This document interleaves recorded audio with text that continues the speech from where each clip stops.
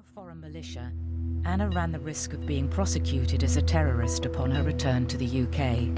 The journey was dangerous. She crossed the border in a small boat with other internationals. International volunteers usually bring far too much stuff. Particularly American volunteers will turn up with all sorts of stuff that they try and get through customs, kind of telescopic sights and thermal scopes and body armor and whatnot. The European ones find it harder to get a hold of military kit, so we just turn up with unnecessary camping gear. Whereas the Kurdish fighters are running around with a kind of piece of naan and a grenade, you know, very fast guerrilla fighters. If they were attacking here, she would have protected here.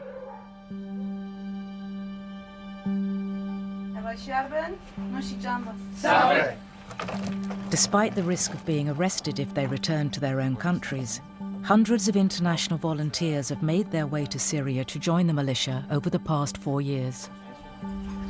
Sorry, your name? Avesta. Avesta? Yes. Is that a Kurdish name? Yeah. It's also a name of a Shahid. Most of the names we take are from Shaheeds who have fallen before. To carry on their name, and it's also about carrying on their struggle. Yeah.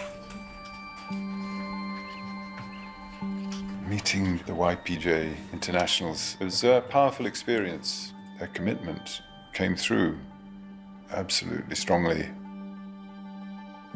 They all have names of martyrs who have died in the cause of the Rojava Revolution, which feels a bit morbid. There's too much emphasis on these martyrs. But if you look at it from the other perspective, what it does is it keeps the seriousness of the whole project, that they are going to face death. The fight for Raqqa was over. But for the Syrian Kurds, this was not the end of the war. I remember commanders saying, we know Turkey's going to invade at some point. They're not going to tolerate the Rojava Revolution continuing. They're going to come for us, but they didn't think it was going to be yet. At that point, the whole focus was on defeating ISIS.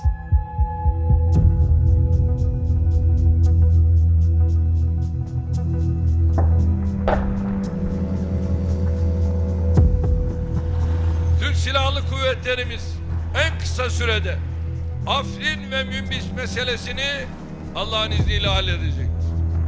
Bize düşen de bu terör ordusunu daha doğmadan boğmaktır.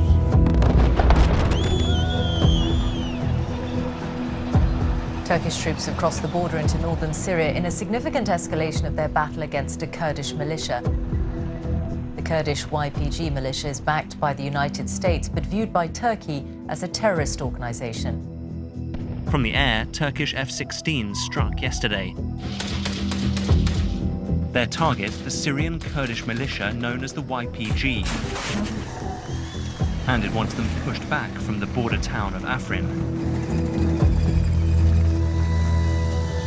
In January, we were in the Deir ez-Zor region. Suddenly, we were all just told to pull out one day and go back to our main base.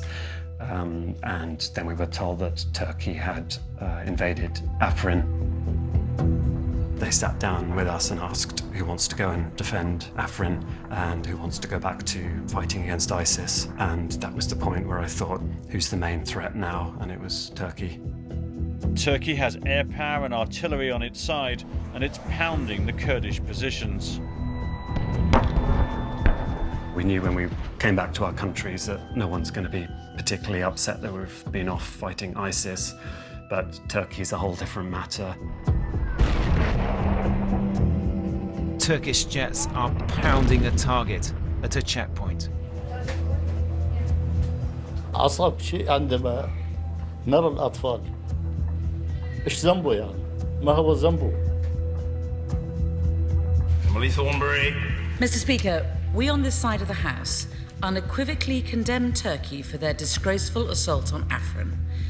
If the Foreign Secretary is unable to join me in condemning Turkey today, will the Minister of State at least explain why he believes, and I quote, Turkey's legitimate interest in securing its own border gives them the right to brutally attack the innocent Kurdish community in Afrin?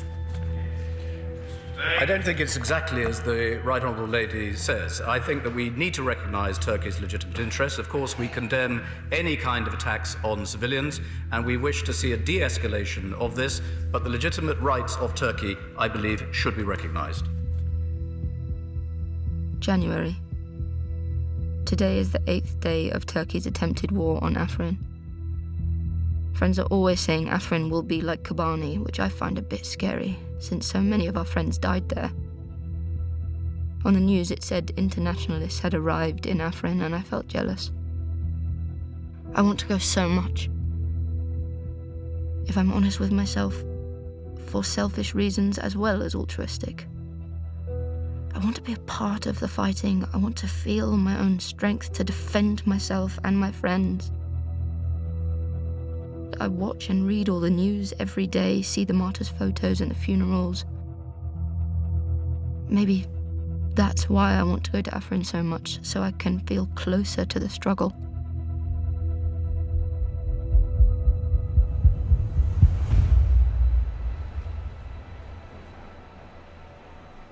The decision to send Anna to Afrin was made by the senior commanders of the YPJ.